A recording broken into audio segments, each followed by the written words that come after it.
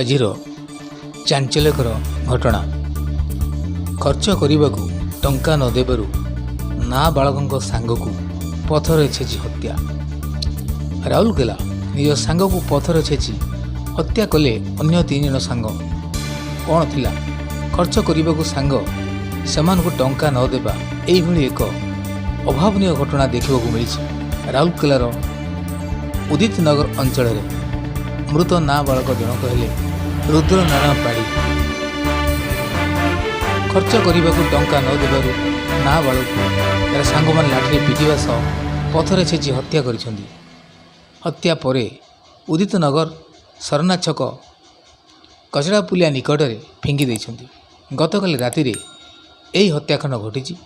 ହତ୍ୟାରେ ସମ୍ପୃକ୍ତ 2 ନାବାଳକ ଛାତ୍ରଙ୍କୁ ଉଦିତ ନଗର ପୋଲିସ ଅଟକ ରଖିଥିବା ବେଳେ ଅନ୍ୟ ଜଣେ ଫେରାର ହୋଇଯାଇଛି।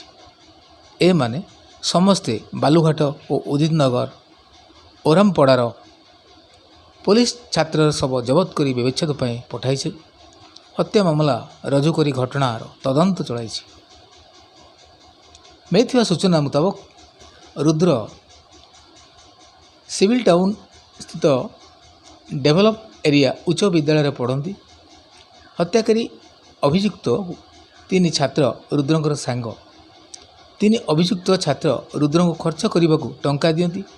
ଗତ 2 ଦିନ ତଳେ ସେମାନେ ରୁଦ୍ରଙ୍କୁ ଖର୍ଚ୍ଚ ପାଇଁ ଟଙ୍କା ମାଗିଥିଲେ। ରୁଦ୍ର ପାଖରେ ଟଙ୍କା ନଥିବାରୁ ଅରାଜି ହୋଇଥିଲା। ରୁଦ୍ରଙ୍କୁ 3 ଅଭିଯୁକ୍ତ ସାଙ୍ଗ କଲ୍ କରି ଉଦିତନଗର ଡାକିଥିଲେ। ରୁଦ୍ର ଘରକୁ ନ ଫେରିବାରୁ ପରିବାର ଲୋକ ରଘୁନାଥପାଲି ଥାନାରେ ନିଖୋଜ ନେଇ ଲିଖିତ ଅଭିଯୋଗ କରିଥିଲେ। ଆଜି ସକାଳୁ କଚଡ଼ାପୁଲିଆ ନିକଟରେ ଶବ ପଡ଼ିଥିବା ଦେଖି ସ୍ଥାନୀୟ ଲୋକ ପରିବାର ଲୋକଙ୍କୁ ସୂଚନା ଦେଇଥିଲେ।